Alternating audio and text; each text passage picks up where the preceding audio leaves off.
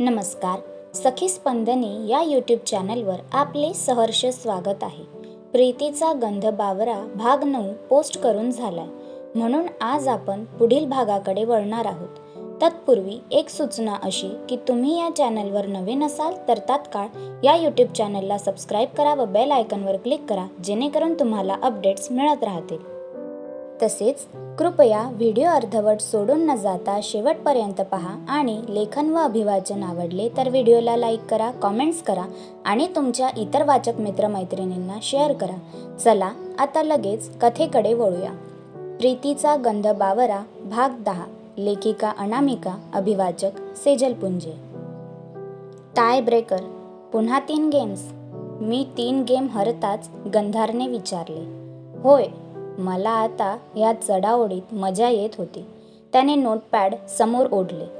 मग दिवाळीसाठी तू इथे काही डेकोरेशन करतोस का? मला अचानक आठवले. अजून 7-8 दिवस आहेत ना, आत्तापासून काय करायचंय? तसंही मी काही करत नाही, तो म्हणाला. आय गेस मलाच दिवाळीची आठवण येते. मुंबईत एव्हाना सगळे रस्ते, दुकानं सजली असतील, कंदील, चांदण्या आणि पणत्यांनी, मी म्हणाले. आत्तापासून? त्याने विचारले. हो, आतापासूनच सगळीकडे गर्दी, लगबग सुरू झालेली असेल, लगेच मी उत्तरले. तू भरपूर शॉपिंग, डेकोरेशन करत असशील ना, म्हणजे तू त्या टाईपची वाटतेस मला, तो माझा अंदाज घेत म्हणाला. ऑफकोर्स, मी अजून एक फुली मारत म्हणाले. मी एकटी राहते तेव्हाही मी आकाश कंदील लावते, पणत्या रंगवते आणि बाल्कनीत फेरी लाईट्सच्या माळा सोडते. त्याशिवाय दिवाळी दिवाळीच वाटत नाही.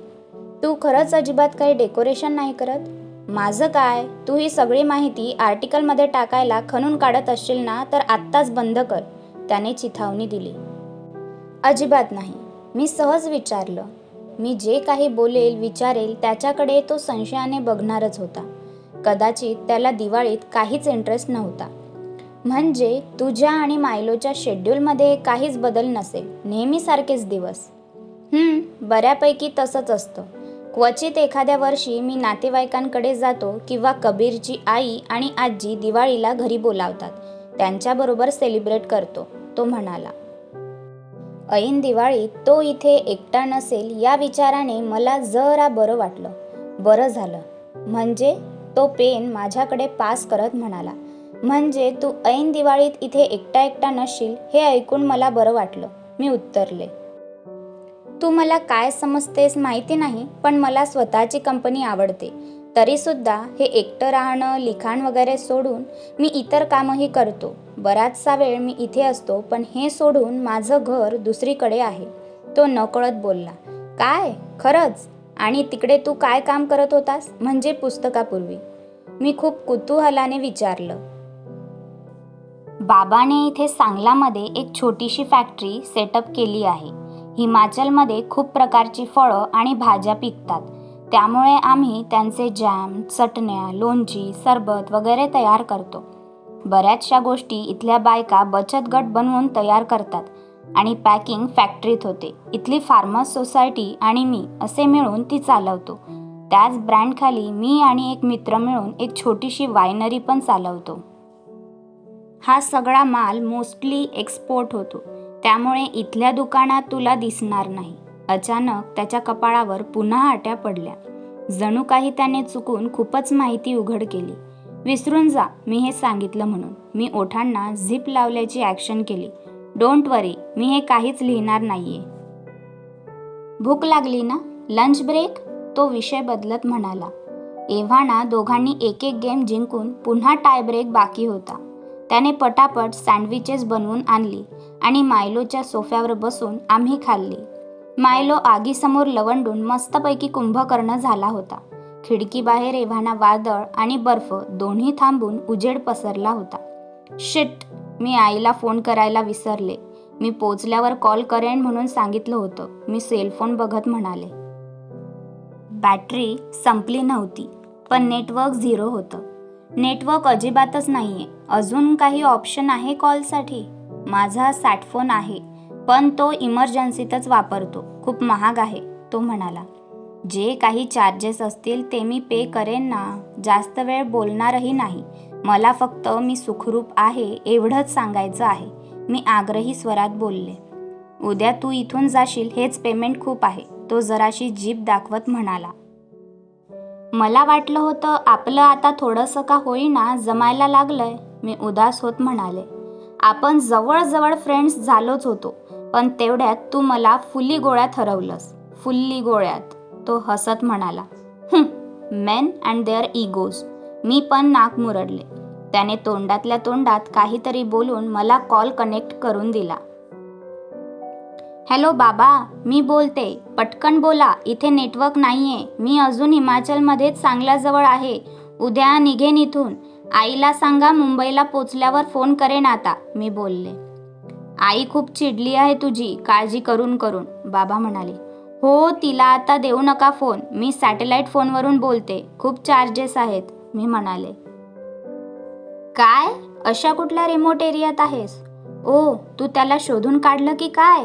बाबा एक्साइट होऊन विचारत होते. यांना आता उत्तर दिलं तर चौकशा संपायच्या नाहीत. म्हटलं ना, सांगलाच्या जवळ आहे. डोंट वरी, परवापर्यंत मी मुंबईत असेन, मग बोलू सगळं. अजिबात काळजी करू नका. ओके, पण घरी आल्यावर सगळा रिपोर्ट हवाय मला, बाबा म्हणाले. येस बॉस, बाय बाय, मी जरा ओरडून बोलत होते. होपफुली त्या खरखरीतून माझा आवाज पोहोचला असेल. फोन ठेवून मी वळले तर तो जॅकेट आणि बूट घालून उभा होता. तू कुठे चालला आहेस, मी आश्चर्याने विचारले. मायलो कंटाळलाय. बर्फ थांबलाय तर त्याला बाहेर फिरवून आणतो. त्याला पळवायची गरज आहे, ढोल्या, तो उड्या मारणाऱ्या मायलोच्या मानेला खाजवत म्हणाला. दारात जाऊन तो जरासा घुटमळला. तुला एकटी राहायला काही प्रॉब्लेम नाही ना? लवकर येईन मी. Chill, no worries. Bye bye Mylo, मी हात हलवत म्हणाले. त्याने विचारलं हेच मला खूप वाटत होतं. खरं म्हणजे मला प्रायव्हसी हवीच होती, त्याशिवाय लिहायला सुचलं नसतं. तो दाराबाहेर पडल्या पडल्या बॅगेतून टॅब काढला.